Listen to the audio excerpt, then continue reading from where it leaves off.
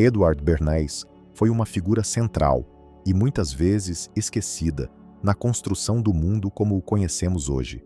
Nascido em 1891, ele era sobrinho de Sigmund Freud, e foi justamente essa conexão com a psicanálise que o tornou tão perigoso e revolucionário ao mesmo tempo. Ele pegou os conceitos do inconsciente humano, como desejos, medos e inseguranças, e os aplicou na comunicação de massa. Mas ele não vendia produtos, ele vendia ideias, estilos de vida, emoções.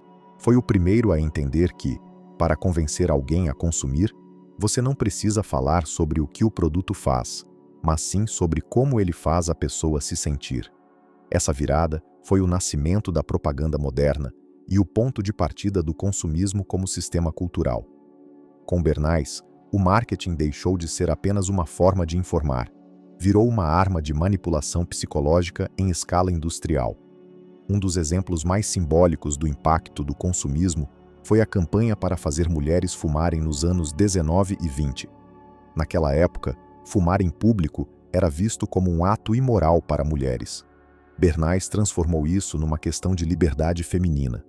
Ele contratou modelos para acenderem cigarros durante um desfile feminista, chamando-os de tochas da liberdade. O gesto foi amplamente fotografado e publicado nos jornais como um ato de emancipação. Resultado: o número de mulheres fumantes disparou. E o que isso mostra? Que Bernays não vendia cigarros, ele vendia poder. E isso é o coração do consumismo.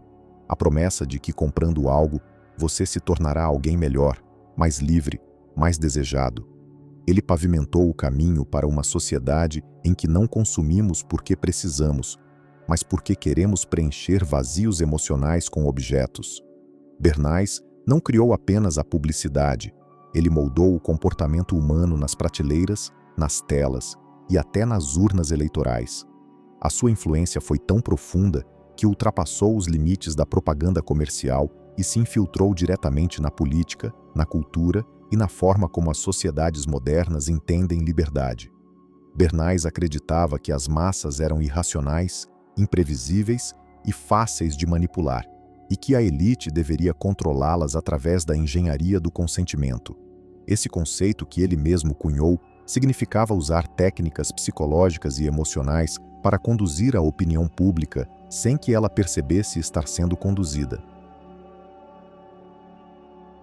Um dos exemplos mais impactantes disso foi sua atuação para o governo dos Estados Unidos durante a Guerra Fria. Bernays participou de campanhas para promover a imagem dos EUI como defensores da liberdade, ao mesmo tempo em que ajudava a justificar golpes de Estado em países latino-americanos em nome do combate ao comunismo. A propaganda, portanto, deixou de ser apenas uma ferramenta de mercado, virou uma forma de controle social e político. No mundo atual, os métodos de Bernays se multiplicaram em escala global, especialmente com o surgimento das redes sociais. Plataformas como Instagram, TikTok e Facebook são verdadeiros laboratórios de manipulação emocional. Cada curtida, cada compartilhamento, cada anúncio é meticulosamente desenhado para acionar desejos inconscientes, explorar inseguranças e reforçar a necessidade constante de aprovação e pertencimento. E tudo isso é herança direta da lógica. Não basta vender um produto, é preciso vender uma identidade, um estilo de vida, um ideal. O influencer moderno é, na prática, um agente de consumo emocional. Ele não oferece apenas dicas ou opiniões. Ele vende a ilusão de que, ao consumir certos produtos ou comportamentos, você pode se tornar como ele. É a mesma lógica das tochas da liberdade, agora traduzida em filtros, hashtags e promessas de felicidade instantânea. Vivemos numa sociedade que foi ensinada a desejar, e a desejar aquilo que a mantém insatisfeita. É importante compreender que o problema não está no ato de consumir em si, já que todos precisamos de bens para viver e participar da sociedade. Muitos desses bens, como computadores e celulares, não são itens de luxo, são ferramentas essenciais de trabalho para grande parte das pessoas. O problema surge quando o consumo deixa de atender a uma necessidade real e passa a funcionar como um vício, tornando-se uma forma ilusória de buscar felicidade, status ou até mesmo a sensação de liberdade.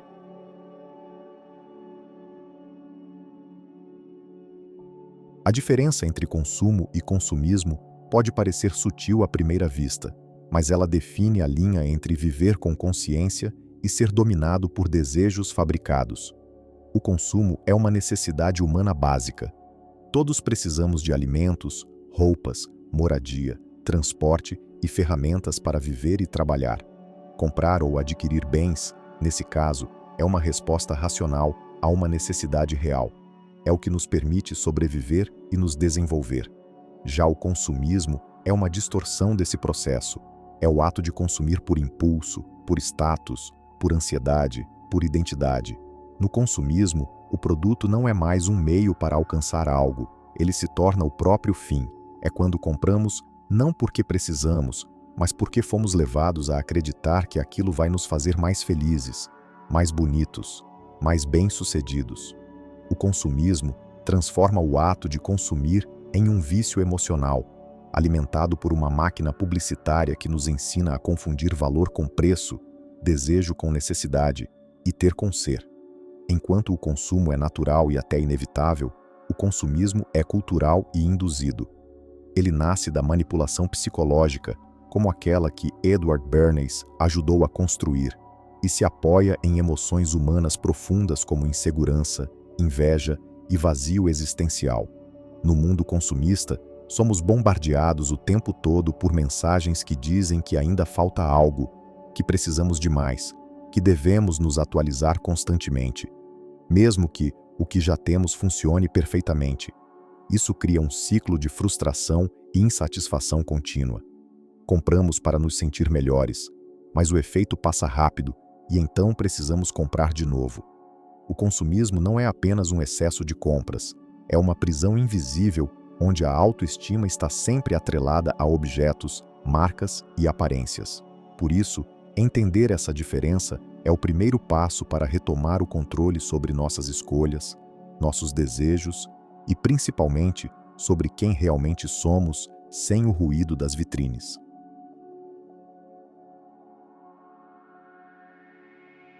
O consumo, quando equilibrado, cumpre uma função essencial na vida humana.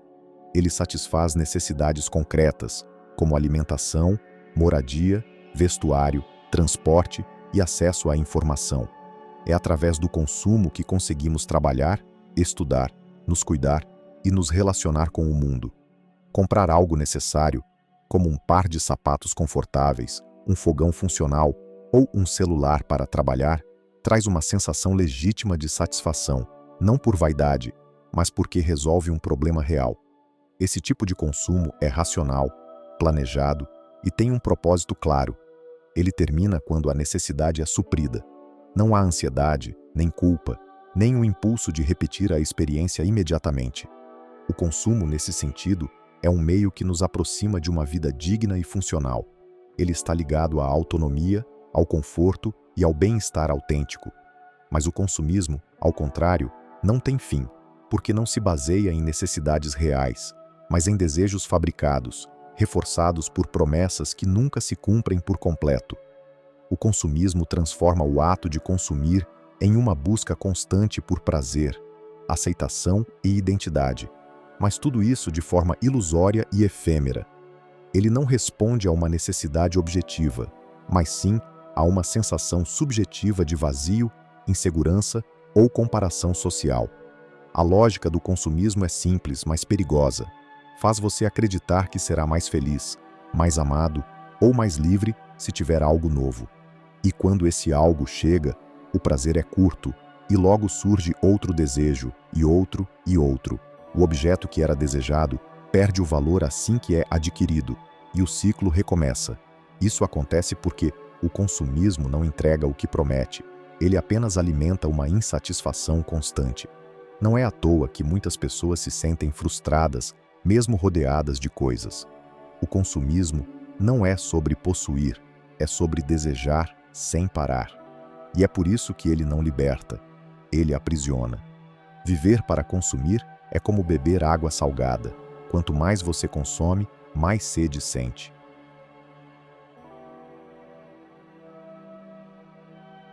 Zygmunt Bauman, o sociólogo e filósofo polonês, conhecido principalmente por suas análises sobre a modernidade líquida, fez profundas análises sobre o consumismo e sobre a sociedade contemporânea.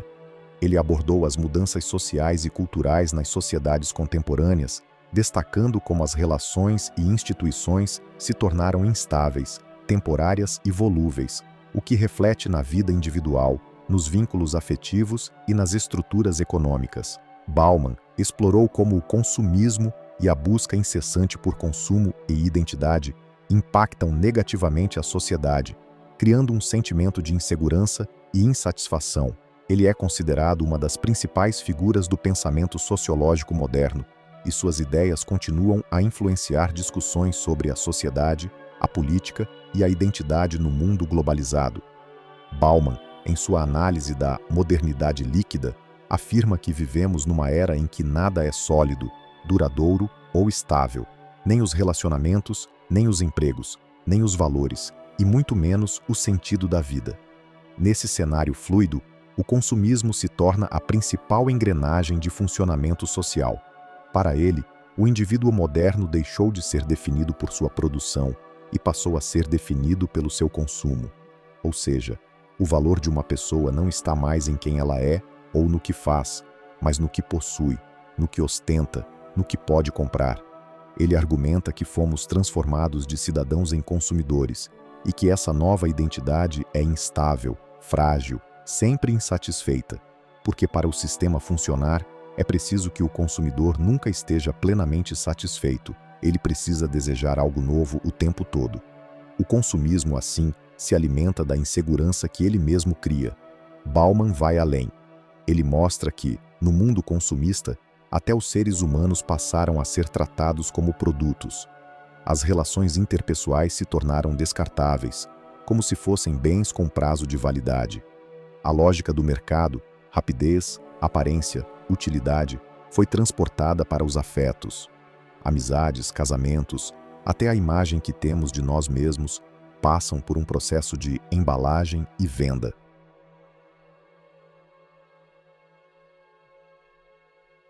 Vivemos numa vitrine digital, medindo nosso valor por curtidas, seguidores, status. E o mais trágico, o consumismo nos ilude com a ideia de liberdade, quando na verdade nos aprisiona em um ciclo de desejo, frustração e vazio. Para ele, o consumismo não oferece soluções reais, apenas promessas. Promessas que nos mantêm ocupados, buscando, comprando, descartando, mas nunca encontrando. Porque aquilo que realmente preenche, como pertencimento, propósito, conexão e tempo de qualidade, não se vende. E justamente por isso, se tornou tão difícil de encontrar numa sociedade que aprendeu a viver pelas vitrines. Apesar dos vários problemas que a sociedade de consumo nos traz, há também vantagens inegáveis, pois temos hoje um conforto que quem viveu séculos e até décadas atrás jamais imaginaria. A solução para escapar da armadilha do consumismo e adotar um consumo inteligente começa com uma mudança profunda de mentalidade. É preciso parar de consumir para aparecer e começar a consumir para viver. Isso significa desenvolver consciência sobre o que realmente precisamos e por que estamos comprando algo.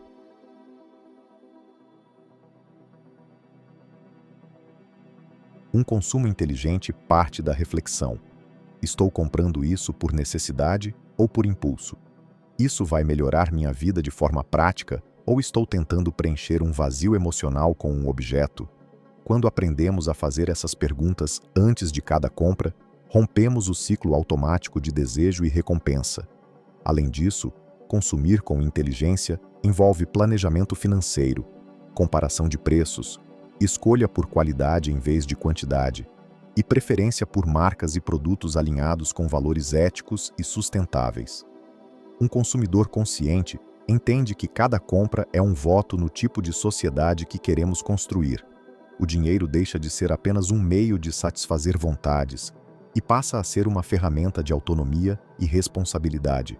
Outro ponto crucial para um consumo mais saudável é aprender a lidar com a frustração e o tédio sem recorrer às compras como válvula de escape. Vivemos numa cultura que nos ensina a buscar conforto imediato o tempo todo, e consumir virou uma forma de anestesiar o desconforto. Mas um consumo inteligente exige autocontrole emocional e resgate de outras fontes de bem-estar: hobbies, amizades, silêncio, leitura, movimento. Quanto mais desenvolvemos uma vida interna rica, menos precisamos de estímulos externos para nos sentir completos. Também é essencial educar-se sobre o sistema por trás do consumismo, entender como a publicidade atua, como os algoritmos manipulam nossas decisões, como a moda rápida destrói o planeta. Conhecimento é poder. Quando você enxerga o jogo, para de ser peça dele. No fim, consumir de forma inteligente não é deixar de comprar, é comprar com consciência, com propósito, com liberdade. E liberdade de verdade não é ter tudo, é não precisar de tudo para se sentir inteiro.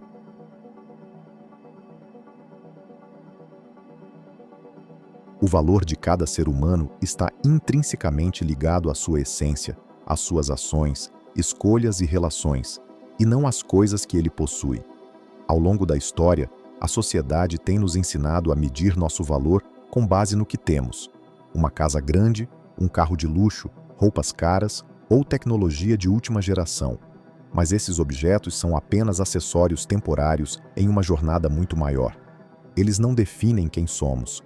O verdadeiro valor de um ser humano está na sua capacidade de amar, de ser empático, de ajudar o próximo, de aprender e de evoluir. Está na sua integridade, na sua autenticidade, na sua busca por significado e propósito. São os valores internos, como a compaixão, a coragem e a honestidade, que nos tornam verdadeiramente únicos e preciosos, independentemente de quanto dinheiro tenhamos ou das coisas que possuímos. Além disso, o valor de um ser humano também se reflete nas suas contribuições para o mundo e para as pessoas ao seu redor. É através das conexões genuínas, das ideias que compartilhamos, das experiências que vivemos e do impacto que causamos na vida dos outros que realmente mostramos quem somos. As posses materiais podem até trazer conforto momentâneo, mas não são capazes de preencher o vazio que surge quando nos esquecemos de quem somos de verdade. Elas são efêmeras e podem ser perdidas a qualquer momento. O que fica, o que realmente molda nossa identidade, é a nossa capacidade de ser e fazer algo que vai além do material, algo que toca e transforma. Por isso, quando nos desapegamos da ideia de que nossas coisas nos definem, começamos a enxergar a verdadeira riqueza que já existe dentro de nós. O valor não está no que possuímos, mas no que somos e no que podemos oferecer ao mundo. O objetivo do nosso canal é ser uma ponte para o seu crescimento pessoal, oferecendo conteúdos que inspiram e transformam. Acreditamos que o conhecimento tem o poder de libertar. A nossa missão é alcançar cada vez mais pessoas. Por isso pedimos que você compartilhe este vídeo com o maior número possível de pessoas, curta e ative as notificações para continuar recebendo mais conteúdos como este.